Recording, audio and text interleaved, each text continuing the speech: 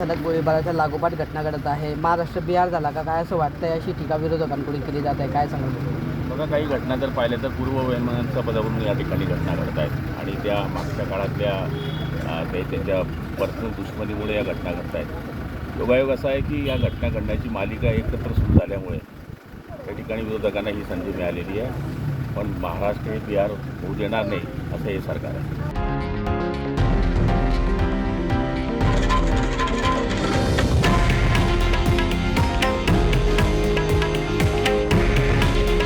हे आहे देशातील नंबर 1 न्यूज नेटवर्क आणि आपण पाहत आहात TV9 मराठी. काळजी तुमची, हित महाराष्ट्राचं.